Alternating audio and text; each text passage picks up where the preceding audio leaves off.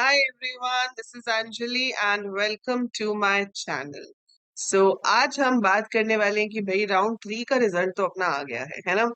काफी बच्चे खुश हैं क्योंकि उनको अपग्रेड मिल गया है, जो कॉलेज उनको चाहिए था, they have finally got that college and they happy कि अब वो अपने फेवरेट कॉलेज में जाएंगे। Congratulations to all of them who have got their favourite colleges. Now they are going to just freeze it और फिर आपको जाना होगा कॉलेज रिपोर्टिंग के लिए। तो अब देखो, दो तरह के स्टूडेंट्स हैं। थर्ड राउंड का रिजल्ट जो है वो हमारा आउट हो गया है, ठीक है। थर्ड राउंड के रिजल्ट के बाद I have two possible options. Two possible options क्या है कि या तो जो कॉलेज मुझे मिला है मैं उससे बहुत खुश हूँ and I am happy with that college and I want to continue with it, right. So if I want to continue with it, so I will go for freeze option, ठीक है। तो आपको अगर वो कॉलेज पसंद है, आप उसको यूज कर रहे हो, मतलब you want to get admission into that, तो आप सिर्फ अपना फ्रीज कीजिए। जो आपके पास लेटर ऑफ अलॉटमेंट आएगी उसको डाउनलोड करके प्रिंट आउट निकाल लो, और उसके अलावा जो जो डॉक्यूमेंट्स मैंने आपको बताए थे जो रिपोर्टिंग के टाइम पे चाहिए हैं, वो अपने सारे डॉक्यूमेंट्स कलेक्ट करके रखो। जिस कॉलेज में आपका एडमिशन हो रहा है, मान लो आपका कॉलेज में आईआईटीएम में हो रहा है या विप्स में हो रहा है या बनारसी दास में हो रहा है, एमएसआईटी में हो रहा है, जहां पर भी हो रहा है, उस कॉलेज की ऑफिशियल वेबसाइट पे जाओगे तो आपको नोटिफिकेशन मिल जाएगी कि आपको रिपोर्टिंग के लिए एग्जैक्टली क्या क्या डॉक्यूमेंट्स और कितनी पेंडिंग फीस जो है वो डिपॉजिट करानी होगी, ठीक है। So you will get the notifications on the official website of the respective college. ठीक है, अभी तक तो हम आईपीयू की साइट पे देख रहे थे सब कुछ, लेकिन अब जो कॉलेज में लेके जाना है, जो कॉलेज में डिपॉजिट कराना है, उसके लिए आप कॉलेज की वेबसाइट पे जाकर देखेंगे, ठीक है। अब आपको ये कॉलेज जो मिला है थर्ड राउंड में, you are satisfied with that, you want admission in that college, तो सिंपली फ्रीज कीजिए। अगर आप 96,000 पहले पे कर चुके हैं तो अब कुछ पे नहीं करना, आप सिर्फ जब कॉलेज में रिपोर्टिंग के लिए जाएंगे तभी पे करना है। If you are by chance the one, मतलब rare case, but if you are one of दोस्त जिन्होंने थर्ड राउंड में जाकर काउंसलिंग के लिए रजिस्टर किया है और आपने पहली बार काउंसलिंग में पार्टिसिपेट किया है, तो आपने 96,000 अभी तक पे नहीं किया होगा। और अगर आपको कॉलेज अलॉट हुआ है, आप वो लेना चाहते हो, तो भी आपको 96,000 पे करना पड़ेगा। और बाय चांस मान लो आप चाहते हो कि नहीं, मुझे अपग्रेड देखना है कि मुझे इससे अपग्रेड मिल सकता है या नहीं, you want to go for sliding round, तब भी आपको 96,000 पे करना पड़ेगा। क्योंकि जो स्टूडेंट्स को कॉलेज जो अलॉट हुआ है वो उसमें सेटिस्फाइड अगर नहीं है, ठीक है, so if not satisfied with the college, तो आपके पास अभी विड्रॉ कराने की जरूरत नहीं है। आपके पास ऑप्शन है, अगर आपको हाँ लग रहा है कि भाई मेरे को पॉसिबल ही नहीं है कि जो कॉलेज मुझे चाहिए वो मिल जाएगा आईपी यूनिवर्सिटी में, तो आप अभी ही विड्रॉल ले सकते हो, ठीक है।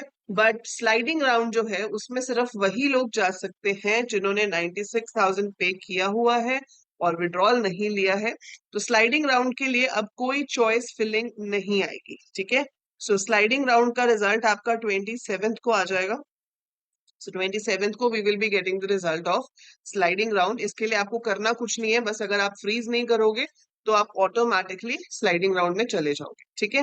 अगर आप फ्रीज कर रहे हो, मतलब जो कॉलेज आपको मिला है, you are satisfied with that, you want to pay for it, so आप उसको पे करके अपना रिपोर्टिंग के वाले दिन 28 तारीख को, 29 तारीख को अपना कॉलेज में जाओगे, अपने सारे डॉक्यूमेंट्स लेके रिमेनिंग फी डिपॉजिट कराओगे, आपका एडमिशन डन, ठीक है। सो वन है दिस ऑप्शन, फाइन। और अगर आप स्लाइडिंग राउंड में हो, तो स्लाइडिंग राउंड में जाना चाहते हो तो आपको क्या करना है, 96,000 आपने पे करना है, जो किया होगा आपने ऑलरेडी। और आप उसको विड्रॉ नहीं करा रहे हो, आप फ्रीज नहीं करोगे, तो ऑटोमेटिकली आप स्लाइडिंग राउंड में चले जाओगे। इसके लिए कोई चॉइस फिलिंग नहीं होगी। जो आपने अपनी थर्ड राउंड में चॉइस फिलिंग की थी, सेम वही चॉइस फिलिंग का इस्तेमाल होगा। तो उसी चॉइस फिलिंग के हिसाब से वो देखेंगे कि आपको और अपग्रेड देना है या नहीं। अब स्लाइडिंग राउंड में अपग्रेड के चांसेस देखो थोड़े से बढ़ जाते हैं। वो कैसे बढ़ जाते हैं कि इस राउंड में क्या होता है कि जो लोग 96,000 अब तीसरी बार में भी पे नहीं कर रहे, या जिन्होंने फॉर एनी रीजन डिसाइड कर लिया कि भाई उनको अभी आईपी यूनिवर्सिटी में एडमिशन नहीं चाहिए, और वो अपने पैसे विड्रॉ करा लेते हैं, ठीक है। तो उन्होंने पैसे विड्रॉ करा लिए या उन्होंने 96,000 पे ही नहीं किए, तो वो स्लाइडिंग राउंड में नहीं जाएंगे, ठीक है। बच्चे कम हो गए। अब बच्चे कम हो गए तो हो सकता है ये सीट्स खाली हो जाए। सीट्स खाली होंगी तो एक बात है, अब उसमें भी एक क्लॉज है। उसमें क्या क्लॉज है कि मान लो आपके पास एक कॉलेज है बनारसी दास, ठीक है। बनारसी दास में हर कॉलेज में 15% आउटसाइड दिल्ली का कोटा है। अब उसमें 15% जो है वो आउटसाइड दिल्ली की सीट्स है। तो अगर मेरे पास मान लो बनारसी दास की 60 सीट्स हैं या 120 अगर है उसमें, तो जितनी भी आपका 15% बनेगा, हम मान लेते हैं कि 60 है। तो 60 का 15% बना 9 सीट्स, ठीक है। सो 60 सीट्स अगर है बनारसी 10 में, तो उसका 15% कितना हुआ? 9 सीट्स। अब ये जो 9 सीट्स है, ठीक है, अब ये जो 9 सीट्स हैं आपकी, इसमें से आउटसाइड दिल्ली वाले जो हैं वो बनारसी दास कॉलेज में सिर्फ 4 ही लोग आए, ठीक है। So only 4 students from outside Delhi actually join Banarasi Das. तो जो इनकी आउटसाइड दिल्ली की 5 सीट्स हैं वो तो बच गई ना। तो ये 5 सीट्स आउटसाइड दिल्ली के कोटे में थी, पर ये तो बच गई, क्योंकि बाहर से तो सिर्फ 4 ही लोग आए, बाकी सब दिल्ली वाले थे, कोई था ही नहीं आउटसाइड दिल्ली वाला। तो अब ये जो 5 सीट्स हैं, ये आपकी जनरल कैटेगरी में ऐड हो जाएंगे। सो ये आपकी जनरल कैटेगरी में ऐड हो जाएगी। ऐसे ही हर जैसे एससी का कोटा है या डिफेंस का कोटा है, तो उसकी जितनी जितनी सीट्स रिजर्व रखी गई थी, अगर वो फिल नहीं होती हैं, तो वो भी ओपन हो जाती है जनरल के लिए, ठीक है। सो वो ओपन हो जाती है जनरल के लिए, और फिर आपको चांस मिल जाता है कॉलेज मिलने का। तो chances increase in sliding round for 2 reasons. एक, अगर कोई बच्चे छोड़ के चले जाते हैं तो उनकी सीट्स आपको मिल जाती हैं, और दूसरा रीजन ये हो जाता है कि अगर आपकी वहां पर मान लो कोई कैटेगरी की सीट्स फिल नहीं हुई है, ठीक है। अब उल्टा मतलब ये जरूरी नहीं है कि सिर्फ ऐसा ही हो आउटसाइड वालों को दिल्ली की मिले, दिल्ली वालों को भी आउटसाइड दिल्ली वाली मिल सकती है। मतलब मान लो कोई कॉलेज ऐसा है जिसमें दिल्ली की सीट्स पूरी फिल ही नहीं हुई, तो वो उसमें आउटसाइड दिल्ली वाला बच्चा अगर वेटिंग में है तो उसको भी दे देते हैं, ठीक है। तो वो रैंक के बेसिस पे हो जाता है, उसमें फिर कैटेगरी नहीं होती, कैटेगरी खत्म हो जाती है। रैंक के बेसिस पे जिसको मिल रहा होगा पहले वो मिल जाता है, फिर कैटेगरी नहीं देखते, ठीक है।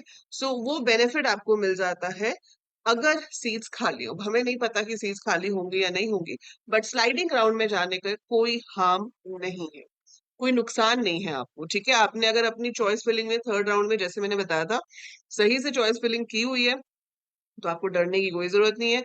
अगर आपको वैसे ही अपनी चॉइस फिलिंग का फर्स्ट वाला कॉलेज मिला है, फिर तो क्या ही, फिर तो फ्रीज ही करोगे ना, फिर तो आगे जाने का स्कोप ही नहीं है, आगे कहाँ जाओगे फर्स्ट के ऊपर। तो आप फ्रीज करो, ठीक है। बट अगर आपके पास चॉइस फिलिंग जो आपने थर्ड राउंड की थी, और आपको अभी भी सेकेंड या थर्ड नंबर वाला कॉलेज मिला है, और आप जो चाहते थे, जो आपका फर्स्ट प्रायोरिटी वाला कॉलेज है, उसमें अभी भी चांस बाकी है, तो आप जरूर अपना फ्रीज अभी मत करो, स्लाइडिंग राउंड में जाओ, देखो आपको मिलता है या नहीं मिलता। नुकसान नहीं होगा, या तो अपग्रेड होगा, या जो मिला हुआ है वो तो रहेगा ही, ठीक है।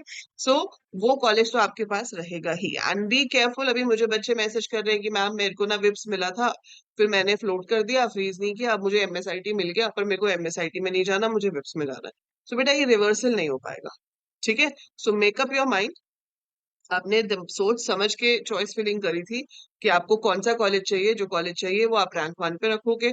अब अगर आपको रैंक 1 वाला कॉलेज मिल गया तो आप पीछे नहीं आ सकते, you can not come back. So make sure कि आपको किस कॉलेज में जाना है, अकॉर्डिंगली गो हेड। अगर आप इस कॉलेज से सेटिस्फाइड हो, ऊपर वाले पे नहीं जाना, तो फ्रीज कर दो। हाँ, अगर जो आपने जो कॉलेज आपको अलॉट हुआ है उससे ऊपर जो आपके चॉइस फिलिंग में कॉलेजेस हैं जो आपने रखे थे थर्ड राउंड में, if you are ready to go into those colleges, then only go for sliding round, otherwise don't go for sliding round। आप यहीं पर अपना जो है फ्रीज करके अपना प्रिंट आउट निकाल लो अलॉटमेंट का, और फिर रिपोर्टिंग की वेट करो, ठीक है। सो कॉलेज की वेबसाइट्स पे जाकर आपको रिपोर्टिंग की डिटेल्स मिल जाएंगी। So visit the college website जिसमें आप एडमिशन लेना चाहते हो, वहां से आपको बाकी की डिटेल्स मिल जाएंगी। So all the very best for the admissions. और एडमिशंस करा लो, मैंने तो आपके ऊपर कोर्सेज शुरू कर दिए हैं सेमेस्टर 1 का। We have started live classes for HTML and C। But एक बार एडमिशंस हो जाए तो हम उसका एक वन शॉट ब्रशअप के बाद फिर आगे का कोर्स कंटिन्यू करेंगे। सो एडमिशंस हो जाए, ऐप पे जाकर BCA सेमेस्टर 1 का कोर्स देख लो, एनरोल कर लो, अभी 50% ऑफ है, कॉलेज खुल गए फिर कोई ऑफ नहीं मिलेगा, ठीक है। So go ahead and all the best for the admissions. I will see you soon, bye for now.